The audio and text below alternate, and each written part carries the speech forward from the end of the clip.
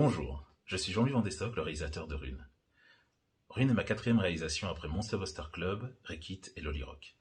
Dans cette série, on suit les aventures d'un dénommé Hugo, un jeune garçon qui se cache dans un village nommé Baligan, dans la France du XIe siècle, car il se trouve que sa véritable identité est en fait Guillaume de Normandie, celui qu'on appellera plus tard Guillaume le Conquérant.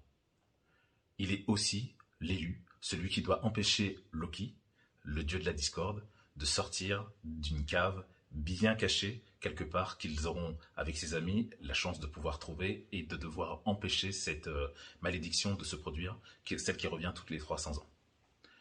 Dans Rune, l'accent a été mis sur l'originalité, comme les trois autres séries que j'ai pu faire avant. Et cette fois, c'était sur la possibilité de faire une série feuilletonnante, ce que je n'avais encore jamais réalisé, et ainsi qu'un graphisme très particulier grâce à la directrice artistique Marion Bulot, qui offre à cette série une originalité qui est un challenge en soi, car cette série a été réalisée en 3D avec un rendu 2D.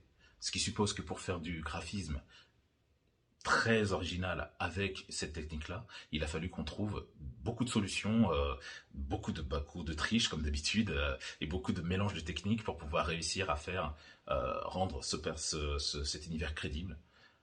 On a été aidé en cela aussi par le studio Blue Spirit qui nous a permis de pouvoir faire une animation crédible. Et donc par ça, je précise que l'animation ainsi que les voix et pratiquement toute la production a été faite en France et au Canada.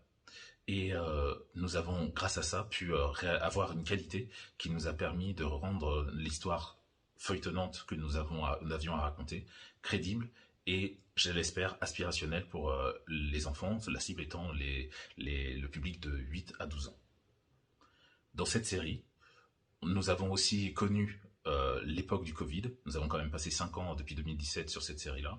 Et il a fallu qu'on revoie aussi la façon dont on a pu travailler tout simplement pour pouvoir fonctionner et livrer la série dans les temps tout en gardant le niveau de qualité que nous voulions obtenir, car il était très important pour moi de pouvoir garder au maximum le graphisme de la directrice artistique Marion Bulot, qui nous a fait un travail exceptionnel et que je me devais de rendre à l'écran presque à la virgule près telle qu'elle l'avait imaginé.